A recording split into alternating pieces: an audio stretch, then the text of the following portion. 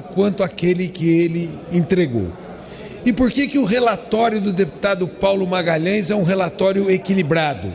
Porque ele discutiu, ele recebeu, juntamente com o presidente desta casa, todos os procuradores gerais dos estados brasileiros, conversaram com a NPR, conversaram com a CONAMP, e esse relatório é um relatório equilibrado.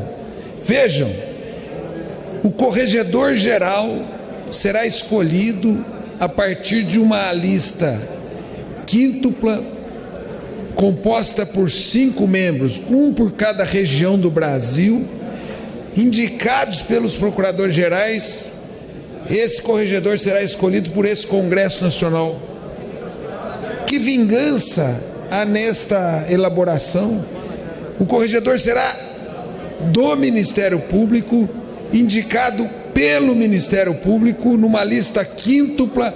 Ele não poderá ser reconduzido, por isso ele não poderá afrouxar o seu trabalho, porque ele não será reconduzido e ele vai fazer o trabalho sendo ele corregedor. Ora, chamar isso de vingança, qual é o sentido disso? Que mal faz isso? Qual o receio de uma medida dessa natureza? E como disse o meu colega Henrique Fontana, quem tem mais condições de acertar 513 deputados e deputadas eleitos pelo voto direto, deputada Benedita da Silva, ou um colegiado de 14 pessoas que escolhem o corregedor de maneira com voto secreto em sala fechada?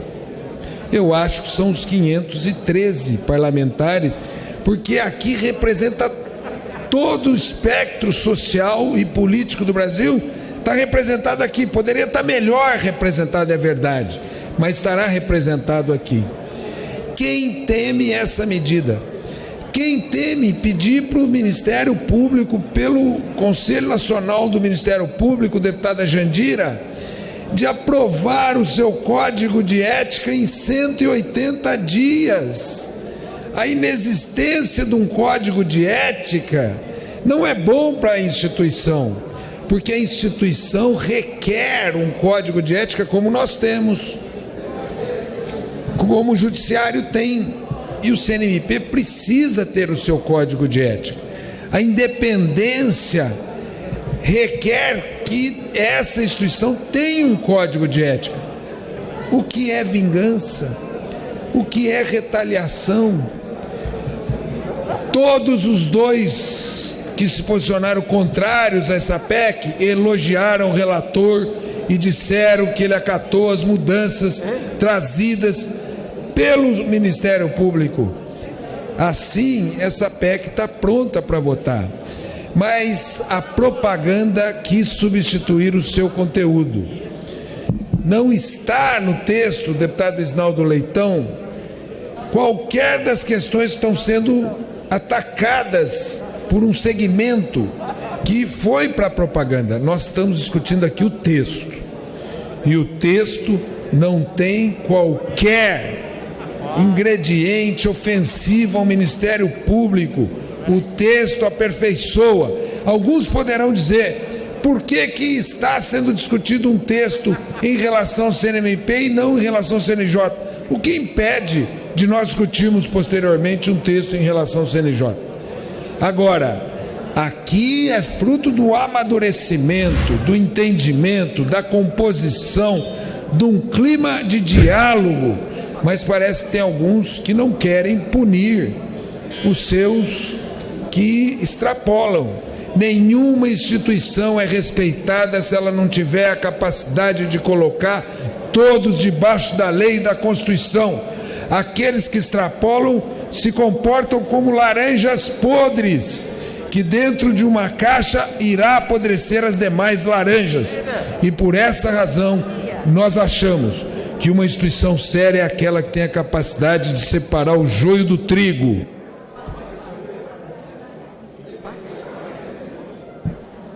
As instituições têm que saber separar o joio do trigo, porque senão aqueles que extrapolam que abusam, que cometem delitos, eles comprometem a instituição. E é por essa razão que o nosso respeito ao Ministério Público será cada dia maior na medida em que eles conseguirem punir os seus membros faltosos.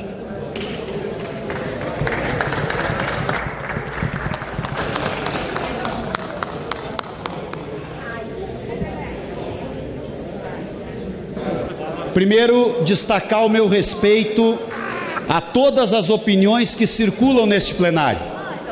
Meu respeito a quem está aqui debatendo com posição totalmente diferente da minha. Agora, um dos temas que eu quero trazer neste encaminhamento favorável é o seguinte: o deputado Paulo Teixeira abordou isto rapidamente aqui. O que nós não podemos é quando o processo democrático, o parlamento se debruça sobre o desafio de melhorar os processos que impeçam distorções dentro do Ministério Público, que é uma estrutura importantíssima para combater a corrupção, para proteger o meio ambiente do país, para proteger as comunidades indígenas.